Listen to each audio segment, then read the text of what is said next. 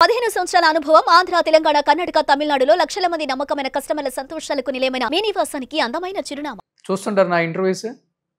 చాలా చూసాను. Okay, thank you. నేను ఫస్ట్ చూసా కాల్ చేయగానే అదే అప్పుడప్పుడు మాట్లాడడం మనకి ఇష్టమే, కానీ పబ్లిక్గా వెళ్ళి మనం ఏదో గొప్ప అది ఇది అట్లా మనకి ఇష్టం లేదు. అది ఫస్ట్ నుంచి కూడా పెద్దగా మేము లైమ్ లైట్ ఇష్టపడం. ఎక్కడైనా పోతే ఎవరు లేని పరిచయం లేని ప్రాంతానికి వెళ్ళడానికి ఇష్టపడతారా? అవును. ఓకే. లేకపోతే అందరు నన్నే చూస్తుంటారు. వీల్ చైర్ ఆకర్షణ ఒకటి ప్లస్ ఈయన సో అండ్ సో అంటే ఏం మాట్లాడుతున్నాడు అందరు అటెన్షన్ పెడతారు. Okay okay. ఏం మాట్లాడినా పొరపాటు అవుతుంటుంది. అందులోనే ఫర్ ఎగ్జాంపుల్ చూడండి, మన ఇంటర్వ్యూలో దాంట్లో ఏదో చెప్పా, దానికి అన్ని అబద్ధాలు జోడించి కేటీ రామారావు గారు ఇక దాన్ని రచ్చ చేస్తున్నారు. ఏ విషయం? కాళేశ్వరం ఇటు అటు తీసేసి అదే కాకుండా దానికి ఎన్నో అబద్ధాలు అన్వయిస్తూ ఇంత అబద్ధాల కోరు ఎలా రాజకీయాలు ఇలా షైన్ అవుతున్నారో మాకు అర్థం కాదు. గోబెల్స్ని మించిపోయారు కేటీఆర్. చూశాను నేను ఆ ఇంటర్వ్యూలో మీరు కాళేశ్వరం గురించి. కాళేశ్వరం అంటే ఇలా ఇప్పుడు రాజకీయాలు ఇలా ఉన్నాయని చెప్పాను.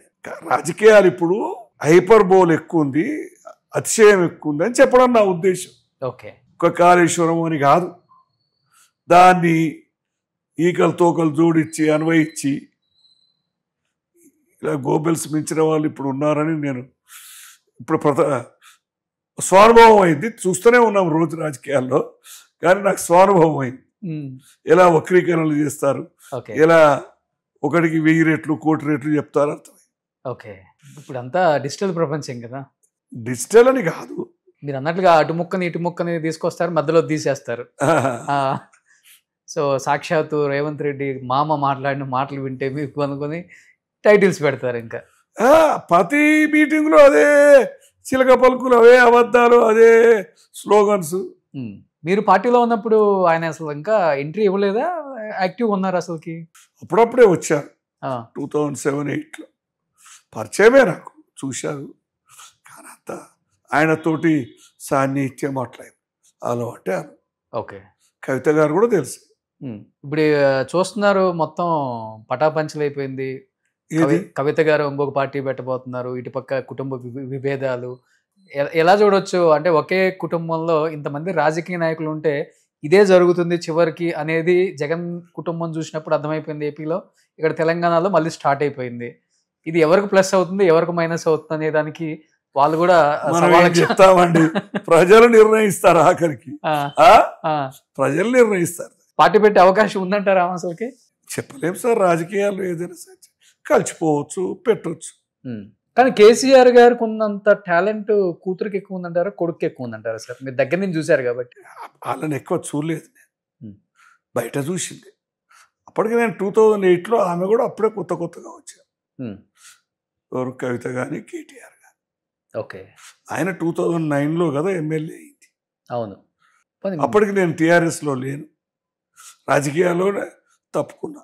కానీ ఇప్పుడు మంచి యాక్టివ్గా ఉన్నారు, ఏదో చేయాలని తప్పనుంది కదా. ఏదన్నా నామినేటెడ్ పోస్ట్ తీసుకుంటే బాగుంటుంది, మన ప్రభుత్వం వచ్చింది కదా అనిపించిన సందర్భాలు లేవా మీకు నిజంగా? లేదు, తప్పు. మనం రాజకీయాల్లో కాంగ్రెస్ పార్టీలో ఏ పాత్ర పోషించకుండా మనకు సంబంధం లేని విషయాల్లో ఆశించడం తప్పు. మనము అలా ఆశపడితే మేము కూడా అన్ని రాజకీయ కుటుంబాలలాగానే అయిపోయాం. జయపాల్ ఫ్యామిలీ కానీ, ఇప్పుడు రేవంత్ ఫ్యామిలీ కానీ, ముఖ్యంగా నా వరకు ఆ విషయాల్లో నాకు ఆశ లేదు, ఆలోచన లేదు. కుటుంబ రాజకీయాలను ఎంకరేజ్ చేసే ఉద్దేశం కూడా రేవంత్ గారికి లేదు. షూర్ లేదు, చెప్పేశారు కదా. మంచి పద్ధతి అది. కొత్త వాళ్ళకి అవకాశం వస్తుంది, యువత వస్తారు. అదొక ఫ్యామిలీ మొనోపలి కాకూడదు, అది బెస్ట్ సార్. అది ఐడియల్ పాలిటిక్స్. మా అన్నగారు అట్లానే ఉన్నారు. పద్మారెడ్డి గారు ఇప్పుడు ఆల్మోస్ట్ 1.5 year దగ్గర పడ్డాం కాంగ్రెస్ గవర్నమెంట్ ఫామ్ చేసి. 19 months. ఇప్పుడు చెప్పాలంటే 1.5 year పైన అయిపోయింది. ఇప్పటి వరకు కూడా ప్రజల పక్షాన వినిపించాల్సిన ప్రతిపక్షం ఇప్పటికి కూడా బయటకు వచ్చి మాట్లాడకుండా, అసెంబ్లీలో గొంతు విప్పకుండా అలానే ఉన్న కేసీఆర్ గారి మీద మీ కామెంట్ అంటే ఏమని చెప్తారు? No comment. అది ఆయన ఇష్టం, ఆయనకి ఏమి ఇబ్బందికరమో ఆయనకు నేను అనుకుంటా బేసిజం ఎక్కువ, ఉమ్, ఇలా కక్షబట్టే రాజకీయాలు కూడా ఆయనకి బహుశా బ్యాక్ ఆఫ్ ద మైండ్ లో పనిచేస్తుంటాయి. అంటే డైజెస్ట్ చేసుకోలేకపోయారా రేవంత్ రెడ్డి సీఎం అని? ఎగ్జాక్ట్లీ. ఓకే. కేటీఆర్ కూడా అధికారం పోవడం డైజెస్ట్ చేసుకోలేక ఒక్కసారి వైభవం తగ్గిపోయే వరకు పారాఫెర్నీలియా ఉంటుంది కదండి ఉమ్, మంత్రి, అందులో ఆయన డిఫాక్టో సీఎం లాగా ఫీల్ చేశారు ఉమ్, కేటీఆర్. ఓకే. దాంతో ఆయన చెరలో నీళ్ళ నుంచి బయటపడ్డ చేపలాగా కొట్టుకుంటున్నాడేమో అనిపిస్తుంది ఉమ్, ఆయన చూస్తే. ఓకే. కానీ ఆయన గొప్పతనాన్ని ఒప్పుకోవచ్చు కదా. ఇప్పుడు ఆయన హాస్పిటల్లో ఉన్నప్పుడు రేవంత్ రెడ్డి గారు పరామర్శించడానికి వెళ్ళారు కదా. మంచిది అది. ఆ? పరస్పర రాజకీయ నాయకులు ఒకరినొకరు గౌరవించుకోవడం, ఇబ్బందులు ఉన్నప్పుడు పరామర్శించడం మంచి సాంప్రదాయం. సో కాలక్షేపానికి సినిమాలకు వెళ్ళటం, సినిమాలు చూడటం ఇంట్లో ఇవన్నీ ఉంటాయా పద్మారెడ్డి గారు? టీవీలోనే ఎక్కువ పాతవా లేకపోతే ఇప్పుడు ట్రెండ్ కూడా ఫాలో అవుతుంటారు? అన్నీ చూస్తాం, ఉమ్, కానీ తగ్గిపోయింది చాలా. ఈ రాజకీయాలు, వార్తలు వినడం, ప్రపంచ వార్తలు వినడం, ఇది నాకు ఒక వ్యసనం. అది ఓకే. రాజకీయాలు చదువుకోవడం, ఫేస్బుక్ చదవడం, అది కూడా ఒక వ్యసనం. సో ఇప్పుడున్న హీరోలలో బాగా నచ్చే హీరో ఎవరు మీకు పర్ఫార్మెన్స్ వైజ్? ఎన్టీ రామారావు గారు అని, చిరంజీవి గారు నచ్చేవాళ్ళు అప్పుడు? ఓకే. నాగేశ్వరరావు అంతా కూడా. ఉమ్, నాగేశ్వరరావు కొన్ని పాత్రలు వచ్చేవారు, ఉమ్, కొంత రామారావు గారు పౌరాణిక పాత్రకల్లో ఎక్కువ ఇష్టం. ఓకే. ఇప్పుడు అంటే పేర్లే గుర్తగా తెలియదు.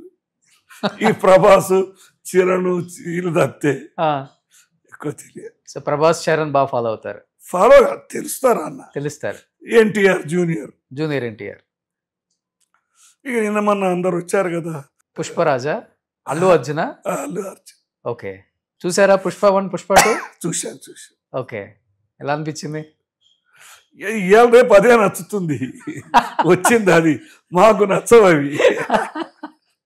ఓకే. ప్రతి నాయకుడిని ఆ, హీరోగా చూపించడం నచ్చదు. ఓకే. ప్రతి నాయకుడిని నాయకునిలా చూపిస్తారు. అట్లాంటి పాత్రలు అప్పుడు రామారావు వేసేవారు. అవును. దుర్యోధన పాత్రలు, కర్ణ పాత్రలు. ఓకే. విలను హీరో అంటారు కదా, నాయకుడు ప్రతి నాయకుడు తెలుగులో. ఫ్యామిలీతో చూస్తారా లేకపోతే మీరు? అన్నీ జరుగుతాయి ఫ్యామిలీ. థియేటర్లకు వెళ్ళడం తగ్గిపోయింది. ఓకే. పాప, మీరు, అల్లుడు అట్లా తక్కువ. ఉమ్, వాళ్ళే, మాది మేమే. ఉమ్, కలిసావు 2-3 సార్లు కలిసి వెళ్ళాం. ఉషా రేవంత్ రాలేదనుకుంటా, అమ్మాయితో వెళ్ళాం. ఉమ్. సుమన్ టీవీలో మీ పర్సనల్ అండ్ బిజినెస్ ప్రమోషన్స్ కోసం కింది నెంబర్కి కాంటాక్ట్ చేయండి.